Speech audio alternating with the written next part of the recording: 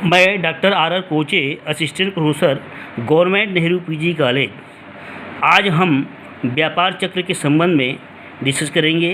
ये जो टॉपिक है एमए सेकंड सेमेस्टर के सेकंड यूनिट में निर्धारित है। तो व्यापार चक्र के अंतर्गत हम इन 3 बिंदुओं के संबंध में डिस्कस करेंगे। व्यापार चक्र से आशय, व्यापार चक्र की प्रमुख विशेषताएं और व्यापार चक्र की विभिन्न अवस्थाएं। अब हम इसका विस्तार से चर्चा करेंगे। सर्वप्रथम हम समझेंगे कि व्यापार चक्र से आशय क्या है। व्यापार चक्र से आशय अर्थव्यवस्था में आर्थिक क्रियाओं के उन उतार चढ़ाव से होता है जो पर्याप्त निश्चित अवधि के पश्चात निरंतर घटते रहते हैं। अर्थात किसी अर्थव्यवस्था में आर्थिक क्रियाओं के उन घटनाओं को व्यापार चक्र कहते हैं जो एक निश्चित समय अवधि में ये घटनाएं निरंतर घटती रहती है। अर्थात आर्थिक तेजी एवं आर्थिक मंदी की दशाएं एक निश्चित समय अवधि में घटती रहती है। इसी को हम इस तरह से भी कह सकते हैं कि विस्तार की एक अवस्था तथा संकुचन की एक अवस्था को मिलाकर व्यापार चक्र की दशाएं कहते हैं। अब हम देखते हैं व्यापार चक्र की प्रमुख विशेषताएं। किन किन लक्षणों के द्वारा हम व्यापार चक्र की दशाओं को समझ सकते हैं। तो व्यापार चक्र की सबसे पहली विशेषता है सामयिकता। व्यापार चक्र एक निश्चित समय अवधि के पश्चात घटने वाली प्रक्रिया है। अर्थात आर्थिक तेजी और आर्थिक मंदी की दशाएं एक निश्चित समय अवधि के पश्चात घटती है। यदि आर्थिक तेजी की दशाएं उत्पन्न हुई हैं तो इसकी एक निश्चित अवधि के पश्चात आर्थिक मंदी की दशा उत्पन्न होती है। और इन दोनों दशाओं की जो अवधि होती है वह सामान्यतः 7 से 10 वर्ष की अवधि होती है। वैसे यह माना जाता है कि आर्थिक मंदी की दशाएं आर्थिक तेजी की दशाओं की तुलना में सामान्यतः अधिक देखी जाती है। दूसरी विशेषता है व्यापार चक्र की समक्रमिकता। समक्रमिकता का आशय ये है कि व्यापार चक्र के अंतर्गत अर्थव्यवस्था पर जो प्रभाव पड़ता है वह समूची अर्थव्यवस्था पर समान रूप से पड़ता है। यदि आर्थिक तेजी की दशा उत्पन्न हुई है तो आर्थिक तेजी का प्रभाव अर्थव्यवस्था में समस्त फर्मों पर पड़ता है, न कि कुछ फर्मों पर। इसी प्रकार यदि आर्थिक मंदी की दशा उत्पन्न हुई है तो इसका प्रभाव अर्थव्यवस्था के समूचे फर्मों पर पड़ता है समान रूप से। किसी एक या 2 फर्मों पर इन दशाओं का प्रभाव नहीं पड़ता। व्यापार चक्र की तीसरी विशेषता है पूंजीगत एवं टिकाऊ वस्तुओं के व्यय पर अधिक उच्चावचन। व्यापार चक्र के अंतर्गत ये देखा जाता है कि जो पूंजीगत एवं टिकाऊ वस्तुएं होती हैं उनकी उच्चावचन अधिक होती है बजाय उपभोक्ता वस्तुओं के। पूंजीगत वस्तुओं एवं टिकाऊ वस्तुओं के व्यय पर अधिक उच्चावचन होता है।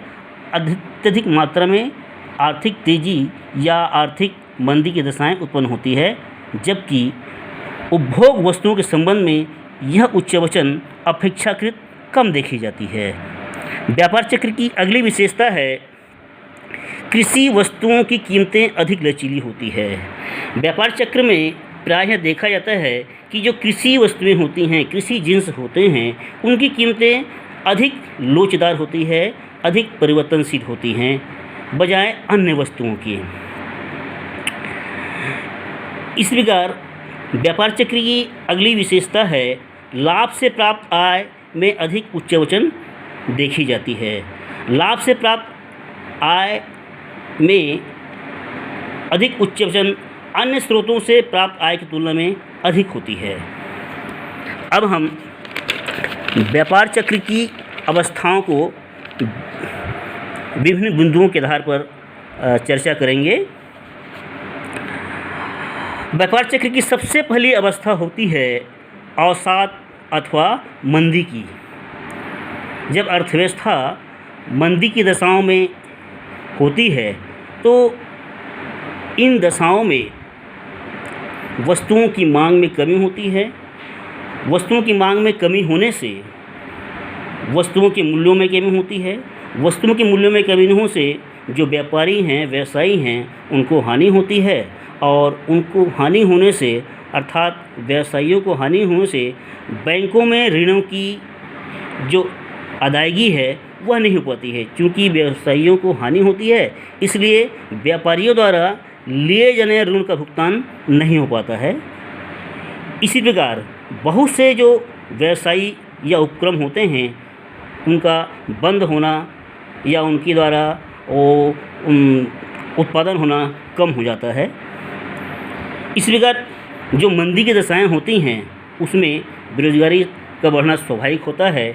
क्योंकि व्यवसाय बंद हो जाते हैं, बिक्री कम होती है, इसलिए उत्पादन नहीं हो पाता है। उत्पादन नहीं होने से विनियोग नहीं हो पाता है। विनियोग नहीं होने से बेरोजगारी का बढ़ना स्वाभाविक है। बेरोजगारी निरंतर बढ़ती है इस दशा में और इसी प्रकार इसका प्रभाव आय की कमी पर पड़ता है।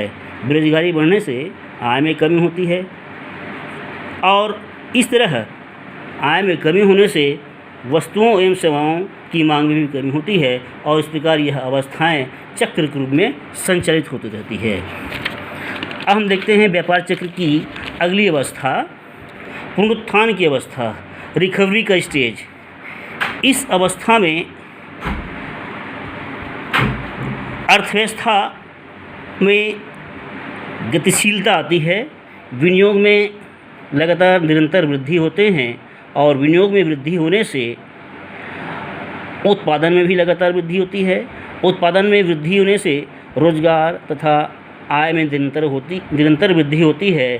परिणामस्वरूप आर्थिक क्षेत्र में उत्साह का संचार होता है, सक्रियता आती है और इस प्रकार बढ़ते हुए लाभ व मजदूरी तथा वस्तु कीमतों में भी वृद्धि होने लगती है। बैंक ऋणों में निरंतर वृद्धि होती है। इस प्रकार अर्थव्यवस्था में उत्साह का संचार आरंभ होता है और अर्थव्यवस्था सक्रियता की ओर अग्रसर होती है। व्यापार चक्र की अगली अवस्था है पूर्ण रोजगार की अवस्था। पूर्ण रोजगार की अवस्था की जो प्रमुख विशेषताएं होती हैं उनमें ये लक्षण प्रमुख रूप से देखे जाते हैं। पूर्ण रोजगार की अवस्था में उत्पादन के जो साधन होते हैं उनका पूर्ण उपयोग होता है। उत्पादन के साधनों का पूर्ण उपयोग होने से उत्पादन की मात्रा भी अधिक होती है। उत्पादन की मात्रा अधिक होने से नगद आय लगभग स्थिर होती है, मूल्यों में स्थिरता पाई जाती है और अर्थव्यवस्था में अनैच्छिक बेरोजगारी का अभाव पाया जाता है। अब हम देखते हैं व्यापार चक्र की अगली अवस्था, अभिवृद्धि या तेजी की उपस्थिति या दशा, या यूँ कहें अभिवृद्धि या तेजी की अवस्था। इस अभिवृद्धि या तेजी की अवस्था में जो प्रमुख लक्षण देखे जाते हैं उनमें प्रमुख है विनियोग में निरंतरता आती है, विनियोग को बढ़ावा मिलता है। विनियोग में वृद्धि होने से सभी वस्तुओं की कीमतों में भी वृद्धि होती है, क्योंकि विनियोग में वृद्धि होने से साधनों को रोजगार प्राप्त होता है, उनकी आय में वृद्धि होती है और इसी प्रकार सभी वस्तुओं की कीमतों में भी वृद्धि होती है। वस्तुओं की कीमतों में वृद्धि होने से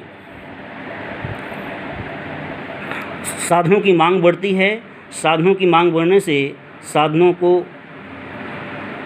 रोजगार प्राप्त होता है और उनकी मजदूरी दर में भी वृद्धि होती है। लेकिन वस्तुओं की कीमतों में वृद्धि की तुलना में मजदूरों की मजदूरी दर में कम दर से वृद्धि होती है। ये एक प्रमुख विशेषता मानी जाती है इस दशा की। तेजी की दशा में बाज़ारों में अत्यधिक आशा का संचार होता है, क्योंकि अर्थव्यवस्था सक्रियता की ओर होती है और अर्थव्यवस्था में चारों दिशाओं में आशा की लहरें उत्पन्न होती है और इस प्रकार जो साहसी हैं या व्यवसायी हैं वह अत्यधिक आशान्वित होते हैं। इसी प्रकार बैंकों द्वारा प्रदत्त ऋण का बाहुल्य भी होता है। तेजी की दशा में बैंकों द्वारा अधिक मात्रा में व्यवसायियों को, फर्मों को ऋण दिए जाते हैं। इसी प्रकार सट्टेबाजी को भी अधिक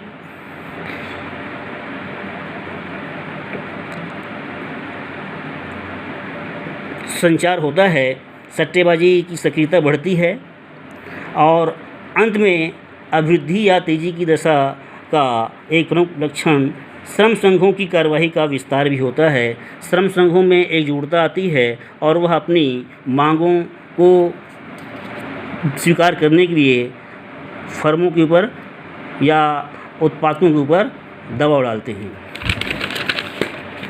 व्यापार चक्र की जो अंतिम अवस्था है वह है अवरोध या प्रतिसार, जिसको हम रिसेशन कहते हैं।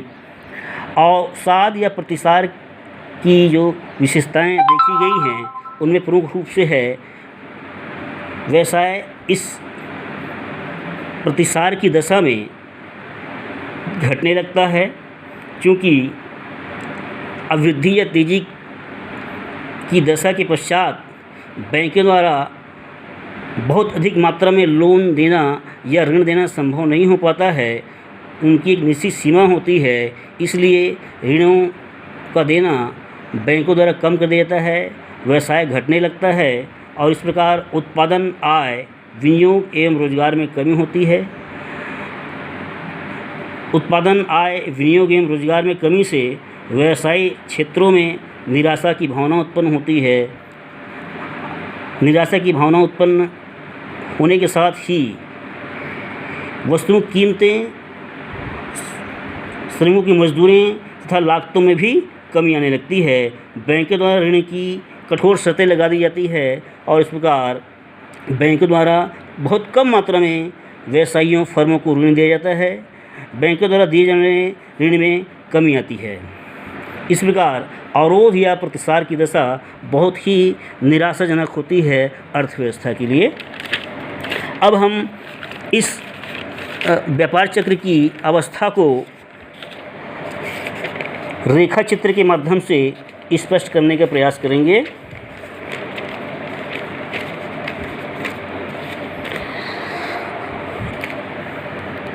ये देखिए, ये व्यापार चक्र की विभिन्न अवस्थाएं हैं। OY पर हम आर्थिक क्रियाओं का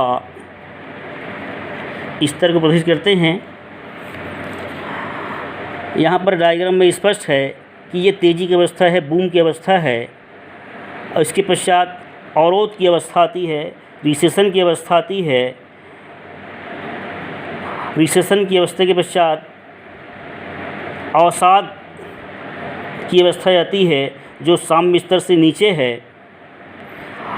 अवसाद के पश्चात पुनरुत्थान की अवस्था आती है, अर्थात रिकवरी की अवस्था आती है। इस प्रकार अर्थव्यवस्था में व्यापार चक्र की ये अवस्थाएं देखी जाती है। आज हम व्यापार चक्र के जो महत्वपूर्ण बिंदुएं हैं या उनकी विशेषताएं हैं उनको यहीं तक हम बता रहे हैं। व्यापार चक्र के जो विभिन्न सिद्धांत हैं, जैसे हार्टे द्वारा प्रतिवेद सिद्धांत, हेग द्वारा प्रतिवेद सिद्धांत, शुम्पेटर द्वारा प्रतिवेद सिद्धांत है, उसे हम अगले वीडियो में विस्तारपूर्वक समझाने का प्रयास करेंगे। Thank you.